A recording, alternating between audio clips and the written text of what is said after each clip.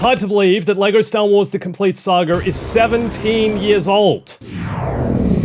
And still to this day, I'm seeing more things in this game that I have never seen before. Today, we are taking a look at more Easter eggs, details, and secrets you might have also never seen in LEGO Star Wars The Complete Saga Episode 6. It's also possible that half this video may just be Leia kissing Han. The two can't seem to get enough of each other in this game, which I'm going to demonstrate to you shortly. Hey everyone, it's Andrew. Also, if there are any more details in LEGO Star Wars that you know about that I missed, please let me know in the comments. In the opening cutscene of Episode 6, Vader's shuttle is arriving at the second Death Star, which of course is still under construction. And you can see that here, there's a Lego piece hanging by a rope, swinging in the breeze, which is in space, which doesn't make sense, as Vader lands his shuttle aboard the Death Star. Also, Vader seems to be just as asthmatic as General Grievous in this, as he coughs his way off the shuttle while choking on the smoke. Talk about a dramatic entrance.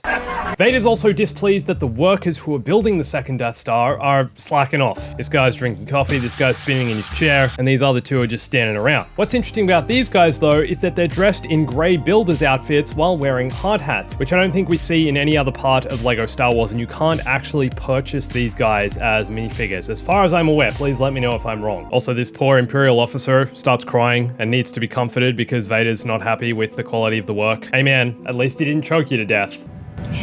After entering Jabba's palace in the Complete Saga, if you build this radio here, the Gamorrean guards who are charging towards you with their battle axes will instead stop and start pretending their axes are guitars, as they play along to the Imperial March theme. And even if you attack them, they will continue to play their axe guitars. And this of course makes them much easier to defeat.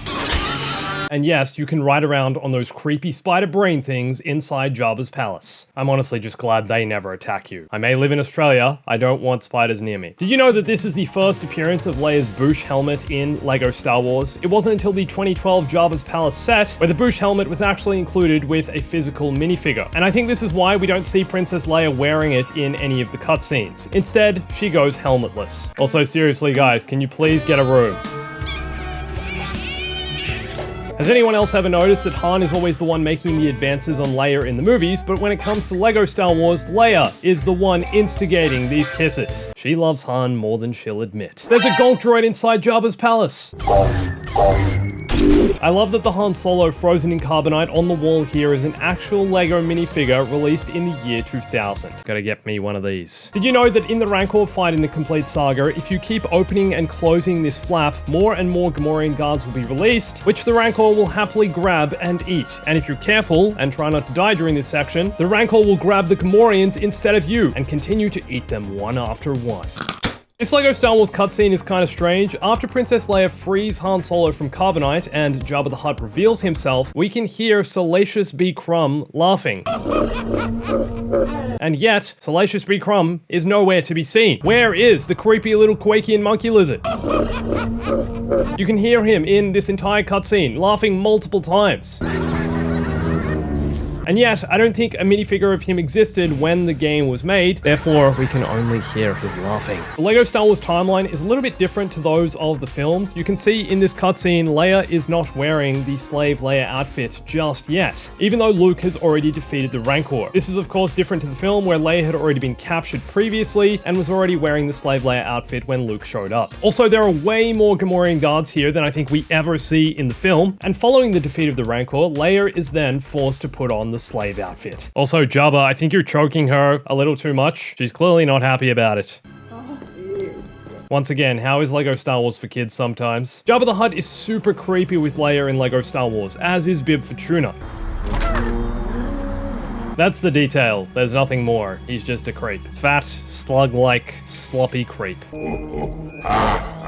Let's be real, Jabba always got what he deserved. This might be the coolest disco in all of LEGO Star Wars. If you build these speakers aboard Jabba's sail barge, and then activate these floor pads in the correct order, you'll turn this room in Jabba's sail barge into a disco nightclub. Gamorrean guards will then enter, and if you don't attack them, they will start playing their axes as guitars, as some rock music starts playing. You can then sneak on by without even having to touch them. Who knew Gamorreans were so into heavy metal?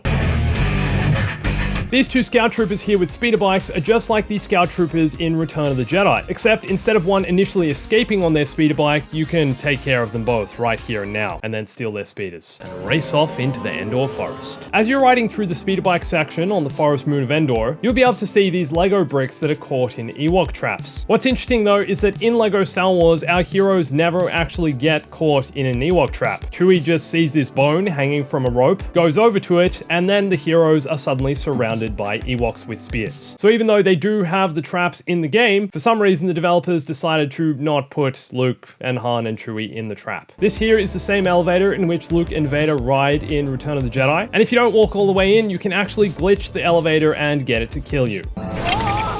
This Imperial thinks it's funny that Vader can't turn Luke's lightsaber on. I'm not sure why Vader doesn't know how to turn it on. Here in the film, he turns it on and notices that he's changed the color to green. I see you have constructed a new lightsaber. But as for this Imperial, dude, have you seen what happens to people who laugh at Vader? The Stormtrooper is also laughing. It's a very risky move. I'm surprised he got out of this with his life. When you're up in the Ewok village from Return of the Jedi in the complete saga, you can actually use the dark side of the Force to build the stove and rack on which Luke, Han, and Chewie would have likely been cooked for dinner by the Ewoks. You can even turn the stove on, place a pot on it, and collect the studs it gives you. And just be thankful that C-3PO saved you from being the Ewoks' dinner.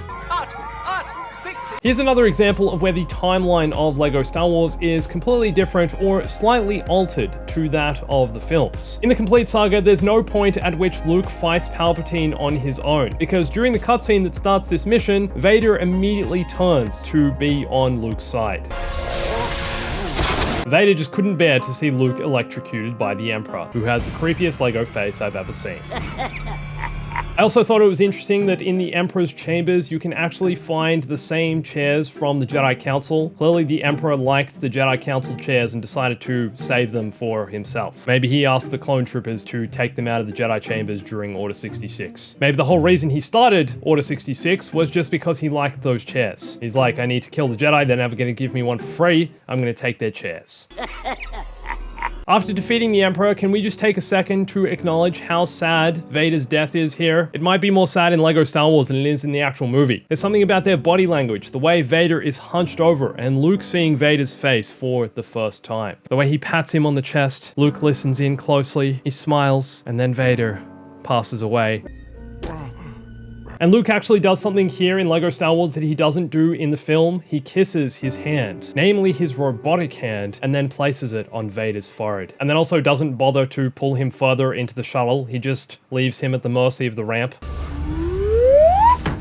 Okay, I take it back. Palpatine's face is not the most cursed thing. It's 9 nubs. This is the most cursed face I've ever seen in LEGO Star Wars. Also, he's afraid and hides behind the chair because, as far as I can see, there are 23 Star Destroyers coming at the Rebels. However, what's interesting is that when you enter the mission, you can only see 9 Star Destroyers. Reportedly, the Empire used more than 11 Star Destroyers during the Battle of Endor. But you might have also noticed that in the complete saga, there is no Super Star Destroyer to be seen. And I think that's because the Super Star Destroyer wasn't actually created as a LEGO set until 2011. I'm pretty sure this big Star Destroyer in the middle here, though, is just supposed to be in place of the Super Star Destroyer. After the Battle of Endor, the Ewoks have a few different Imperial helmets, including those of an Imperial pilot, a Stormtrooper, and a Scout Trooper. And they end up using these as the bongo drums. Seriously, guys, can you please get a room? Once again, it's Princess Leia reversing the roles here and kissing Han Solo. Have you ever noticed this about the Force Ghost version of Anakin we see in the complete saga? After Luke burns Vader's body and suit, Force Ghost Anakin steps out and stands atop the grave. What's interesting though is that this is the Revenge of the Sith Hayden Christensen Anakin. Therefore, this is the Anakin from the 2004 DVD release of Star Wars and not from the original release or the special editions from 1997. And this is the Force Ghost Anakin that's also available as a playable character. And finally, the ending of Return of the Jedi wouldn't be the same without Lando clapping.